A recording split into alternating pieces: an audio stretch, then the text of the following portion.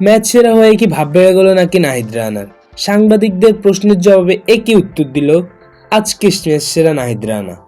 দেশের এখন তো বটেই, সব সময়েরই সবচেয়ে গতিময় পেসার নাহিদ রানা।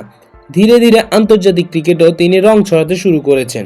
মিরপুরের পাকিস্তানের বিপক্ষে প্রথম ওয়ানডের পর সংবাদ সম্মেলনে উত্তরে একই বলেছেন তিনি।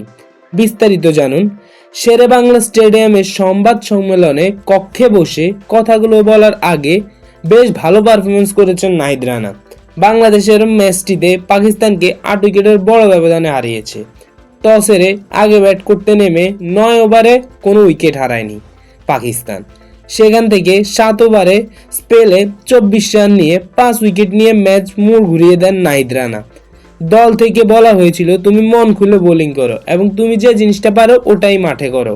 এমন দুর্দান্ত বোলিংয়ের পিছনে পরিকল্পনা জানতে গিয়ে নাহিদ বলেছেন, শুরুতে মুস্তাফিজ ভাই ও তাসকিন ভাই বোলিং করছিল, তাদের সঙ্গে কথা বলছিলাম যে উইকেট কেমন।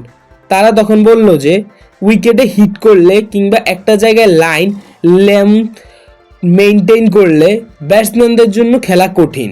এই জিনিসটা শুধু বাস্তবায়ন করার চেষ্টা করেছি মাঠে। আর এরপর সাংবাদিকের প্রশ্নে নাহিদ রানা বলেন, আমি নিজেকে কোনো ব্র্যান্ড মনে করি না, আমি নিজেকে মনে করি একটা স্বাভাবিক মানুষ। চেষ্টা করি কিভাবে ভালো ভালো পারফরমেন্স দিতে পারবো। গতির কারণে ক্যারিয়ার শুরু থেকেই আলোচনায় নাহিদ। আজও তার গতি আর বাউন্সারে পাকিস্তানের ব্যাটসম্যানদের দিশেহারা করেছেন।